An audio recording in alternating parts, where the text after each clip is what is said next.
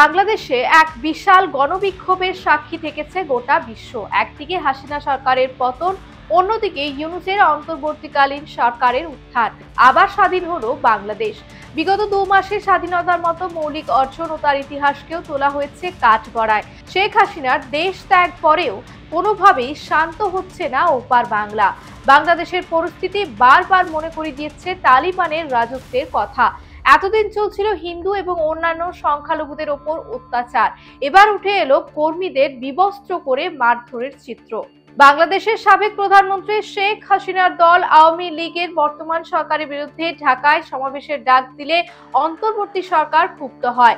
বর্তমান সরকার আওয়ামী লীগকে ফ্যাসিস্ট আখ্যা দিয়ে বাংলাদেশের সমাবেশের অনুমতি প্রত্যাখ্যান করেন। এই সমাবেশের উদ্দেশ্য ছিল শহীদ নূর হোসেনের স্মরণ দিবস। বেলা 3টায় ঢাকার 0 পয়েন্টে শহীদ নূর হোসেন চত্বরে বিক্ষোভ মিছিলের ডাক দিয়েছিল আওয়ামী লীগ। শেখ হাসিনার দেশ ত্যাগের পরে এটি ছিল আওয়ামী লীগের প্রথম সমাবেশ। মুক্তিযুদ্ধের মূল্যবোধ এবং গণতান্ত্রিক নীতিকে বিশ্বাসী সাধারণ মানুষ এবং কর্মীদের এই মিছিলে যোগদানের আহ্বান জানান তারা। ইউনূস বলেন, বর্তমানে আওয়ামী লীগ একটি ফ্যাসিবাদী দল। কোনো অবস্থাতেই এই ফ্যাসিস্ট দলকে বাংলাদেশে বিক্ষোভ করতে দেওয়া হবে না। ওই কর্মসূচি রোখার জন্য সভাস্থলে উপস্থিত ছিল সেনাবাহিনী। এছাড়াও শনিবার রাতেই গুলিস্তানের 0 পয়েন্টে দখল নিয়েছিল কিম্বুত তাহরি হুজি আনসারুল্লাহ বাংলা টিমের জঙ্গিরা। এদিকে ঢাকার রাস্তা দখল করেছিল বিএনপি এবং জামায়াত ইসলামীর কুখ্যাত সন্ত্রাসীরা। এদিন বঙ্গবন্ধু অ্যাভিনিউর সামনে এসে বিক্ষোভ করে কিছু দুষ্কৃতীরা।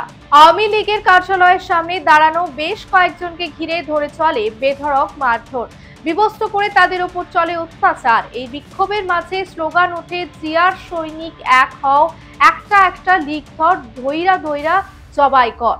পরিস্থিতি দেখে ভয়ে ভীত হয়ে আশেপাশের দোকানপাট বন্ধ করে দেয় ব্যবসায়ীরা। স্বাধীন হওয়ার পরেও কেন অশান্ত বাংলাদেশ? একদিকে সংখ্যালঘুদের উপর অত্যাচারের বিষয়ে গোটা বিশ্বে উঠছে নিন্দার ঝড়, অন্যদিকে বিভিন্ন রাজনৈতিক দলের বিশেষত আওয়ামী লীগের মৌলিক অধিকারটুকুও দিচ্ছে না বর্তমানে অন্তর্বর্তীকালীন সরকার।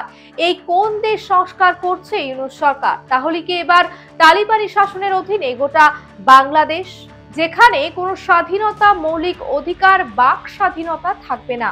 এই বিষয়গুলি নিয়ে কেন মুখে কুলুপ এঁটেছেন ইউনূস সরকার? বলা হয়েছিল নির্বাচন হবে, 4 মাস অতিক্রান্ত, এখনো নির্বাচনের কোনো আপডেট পাওয়া গেল না। এমনকি এই নির্বাচনে আওয়ামী লীগ অংশগ্রহণ করতে পারবে কিনা সেটা নিয়েও অন্যান্য দলের সঙ্গে আলোচনা করে মত দেবে ইউনূস সরকার। পরবর্তী পদক্ষেপ বাংলাদেশে কি হতে চলেছে সেই নিয়ে আশঙ্কায় ওপার বাংলা। কবে পূর্ণ সরকার গঠন হবে এবং বাংলাদেশের শান্তি ফিরে আসবে সেই দিকেই তাকিয়ে গোটা বিশ্ব।